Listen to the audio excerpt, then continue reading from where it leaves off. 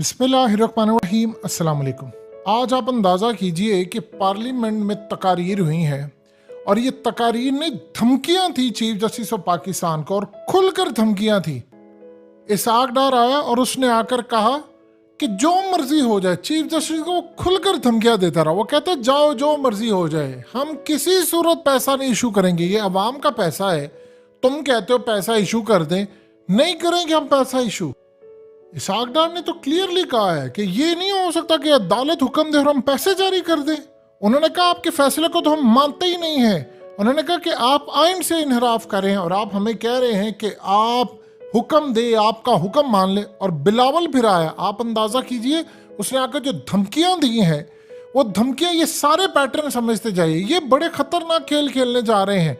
वो धमकियां क्या है? धमकियां उन्होंने आकर दी हैं और आकर बिलावल साहब कहते हैं कि जी तौहीने पार्लियामेंट हो गई है। ये पाकिस्तान की तारीख में पहला वर्ड सुना है। कहते जी तौहीने पार्लियामेंट हुई है और तौहीने पार्लियामेंट के ऊपर अब इनका प्लान है सजा देने का। यानी पार्लियामेंट का कानून, यानी सुप्रीम कोर्ट ने फैसला दिया और पार्लियामेंट ने उसको रिजेक्ट कर दिया और फिर सुप्रीम कोर्ट उस पर फैसला दे रही है, तो सुप्रीम कोर्ट तौहीने पार्लियामेंट कर ही लिहाजा उसको सजा मिलेगी। और वो धमकियां दे रहा है कि अवाम का पैसा हम क्यों देने दे। ये जिसके बाप के रग रग में, इसके अपने रग रग में करप्शन का, हराम का माल घुसा। ये अवाम का पैसा नहीं है।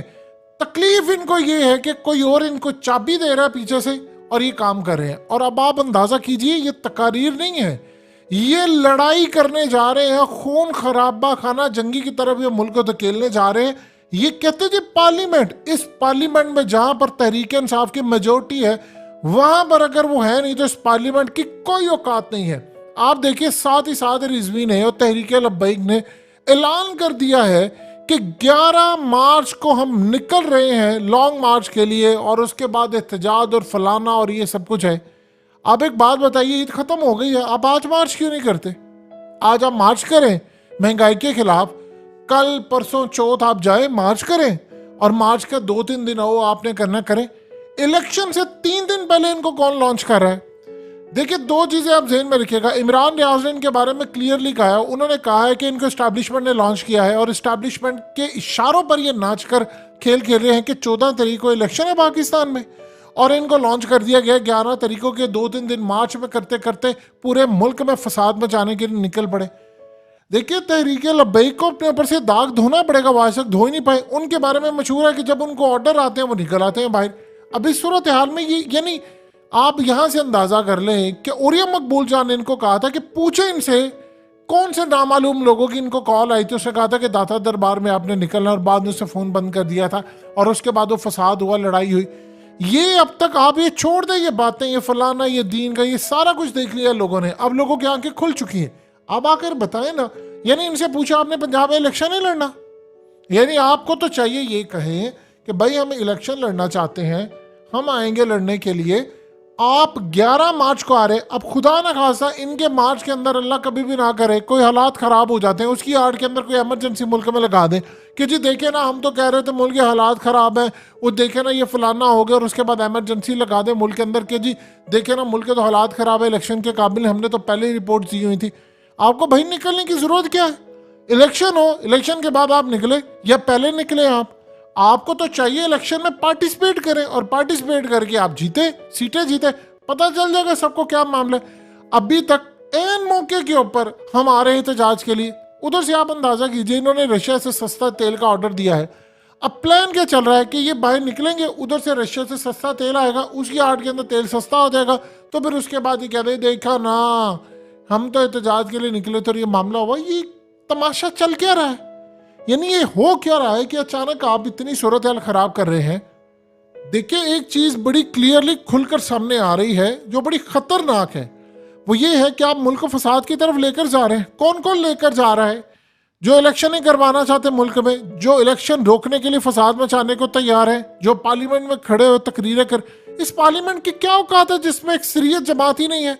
आपने अवामी मुस्लिम लीग को, मुजीबुर रहमान को दीवार से लगाया, आपका मुल्क टूट गया।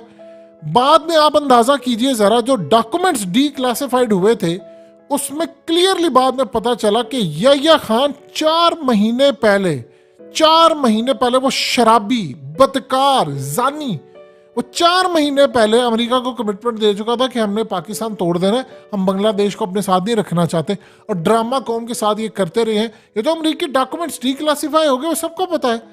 और बाद में पता चला कौम को कि क्या हुआ, तो वो तो उसको कह चुके थे भाई हमने तो मुल्क अलग कर लेना है, और कौम को कहते रहे जी हम लड़ने के लिए जा रहे हैं। ये आपने हाल किया है। आज तक मुल्क तोड़ दिया, किसी को सजा हुई है? बताएं तो सही, किन को सजा हुई है?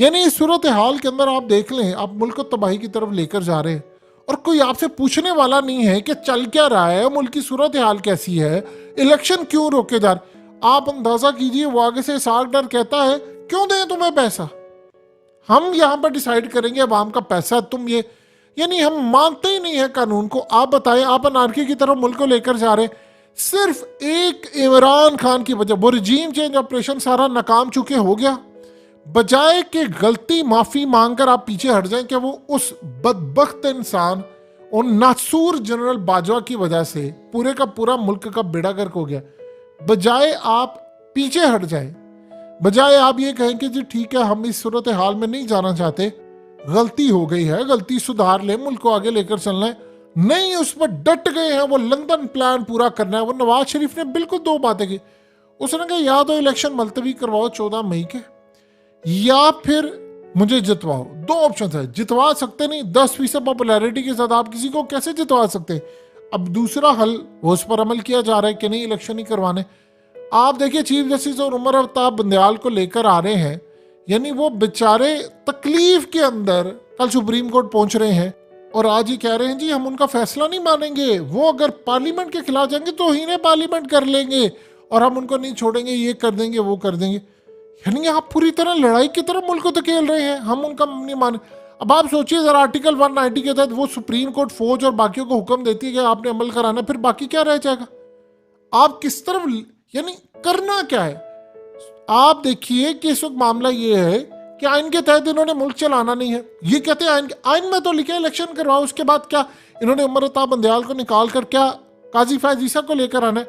अब मुल्क में किस तरह बहरान की तरह लेकर जा रहे हैं?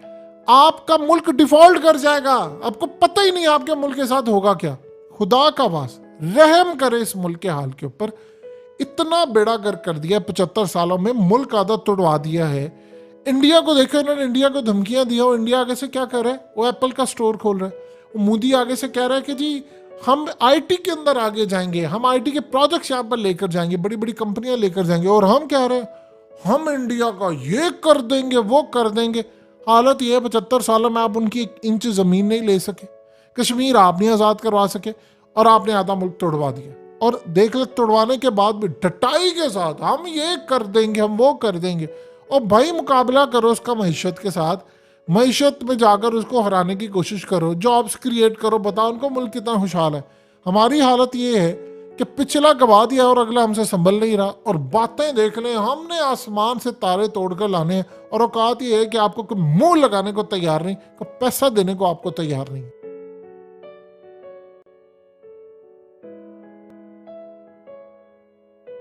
हकीकत टीवी को सब्सक्राइब करना मत भूलें, वीडियो को लाइक करें, शेयर करें और कमेंट सेक्शन में अपनी राय का इजहार जरूर करें।